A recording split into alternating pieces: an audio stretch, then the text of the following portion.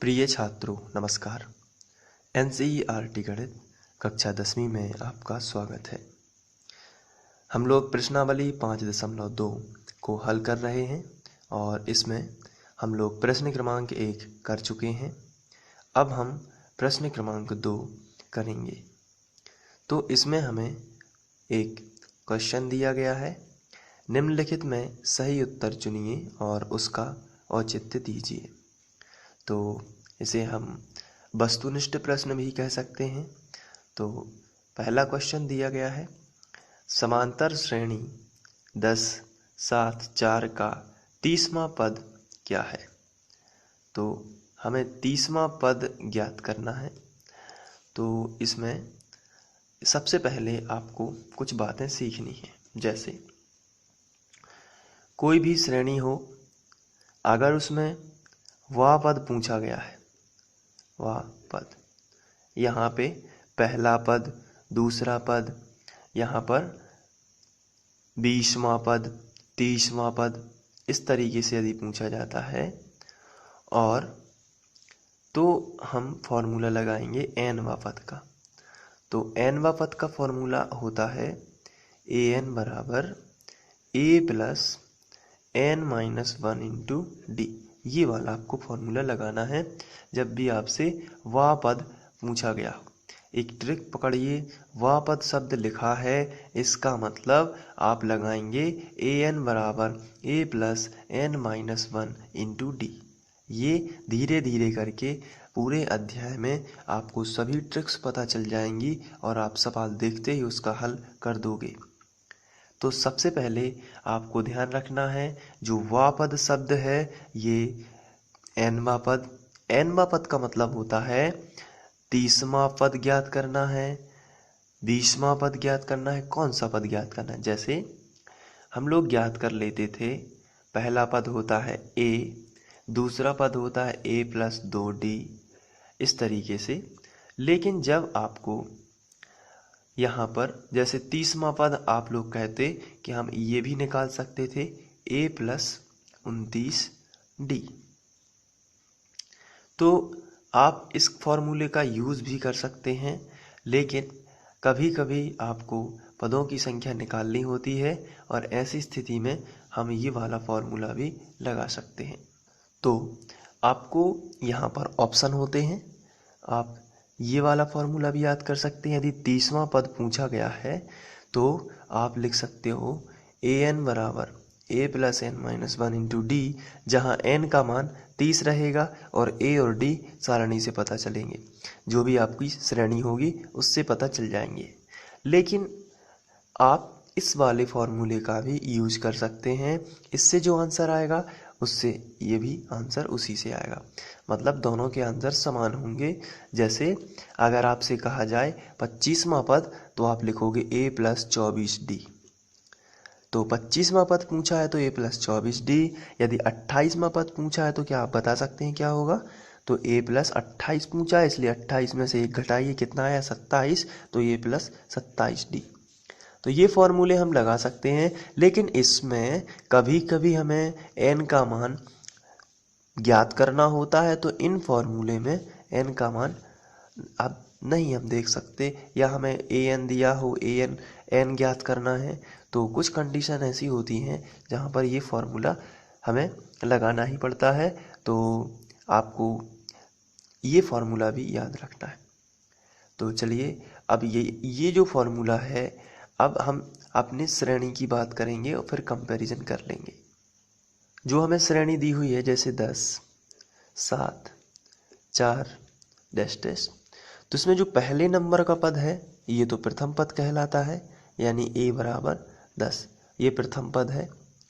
अब d का मान और चाहिए, क्योंकि हमारे फॉर्मूले में an बराबर होता है a plus n-1 into D, यानी a का मान चाहिए और d का मान चाहिए और 30वां पद ज्ञात करना है, इसलिए n का मान तो 30 है ही पहले से। तो अब a का मान तो मिल गया है, पहले नंबर का पद। और सारवंतर कैसे निकालते हैं? आपको पता है कि सारवंतर कैसे निकालते हैं। सारबंतर निकालने का तरीका है, दूसरे नंबर के पद में से पहले नंबर का पद घटा दीजिए। दूसरे नंबर का पद कितना है 7, इसमें से घटाना कितना है पहले नंबर का पद यानी -10।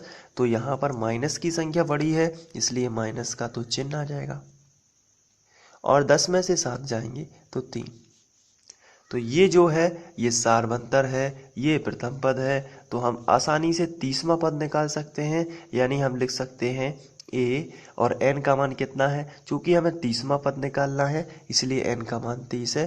तो a 30 बराबर a plus n-1 into D. ये फॉर्मूला हम यहाँ पर ये भी लिख सकते हैं, a का मान 10 प्लस n का मान 30 है, आप देख रहे हैं -1, और d का मान जो है वो आप देख रहे हैं -3 है।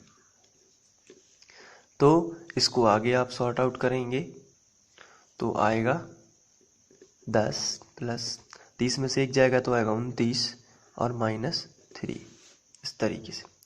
तो अब यहाँ पर 10 और 29 का जब करेंगे तो यहाँ पे माइनस आ जाएगा, क्योंकि माइनस प्लस का माइनस बनेगा। और 9 तिया 27, 7 हासिल आ जाएगी 2 और 3 दूनी 6 और 2 8, तो आपको मिलेगा -77। तो -77 जो है वो आपका सही आंसर होगा। इसके बाद दूसरा क्वेश्चन इसी में प्रश्न क्रमांक 2 में, समांतर श्रेणी है -3 -1/2 और 2। इसका हमें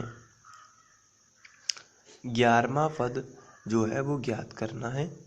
तो 11वां पद ज्ञात करना है तो आपके पास ऑप्शन है, मैंने आपको बताया भी था। यहाँ पर 11वां पद के लिए आप सूत्र का इस्तेमाल कर सकते हैं a प्लस 10d। तो यहाँ पर आपको मिलेगा 11वां पद, और साथ ही साथ आप ये वाला फॉर्मूला भी याद कर सकते हैं जहाँ पे n का मान 11 होगा। an बराबर a plus n-1 into D. तो सबसे पहले तो हम a और d ही निकाल लेते हैं श्रेणी से। तो अगर हम इसको रफ में करेंगे तो a बराबर आपको मिलेगा 3, वो भी माइनस का, और d निकालेंगे तो d का मतलब होता है दूसरे नंबर के पद में से पहले नंबर का पद घटा देना, यानी -1/2, और घटाना है आपको -3। तो -1/2 माइनस माइनस प्लस हो जाएगा और 3। यहाँ पर हम लिखेंगे -1, 3 दूनी 6/2, 6 में से 1 जाएगा तो कितना आएगा 5/2। तो ये d का मान है। अब आपको 11वां पद निकालना है, इसलिए मैं इसमें ये वाले फॉर्मूला का इस्तेमाल कर देता हूँ।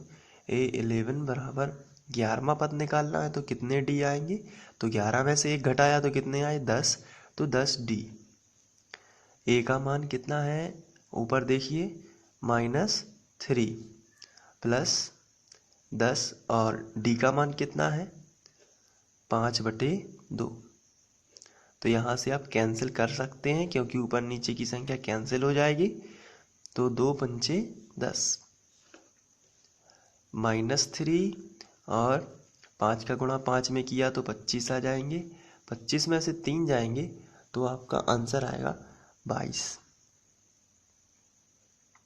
तो जो 22 आंसर है वो करेक्ट है, तो वो भी प्लस का है। तो आप यहाँ पर +22 में जो है टिक लगा सकते हैं।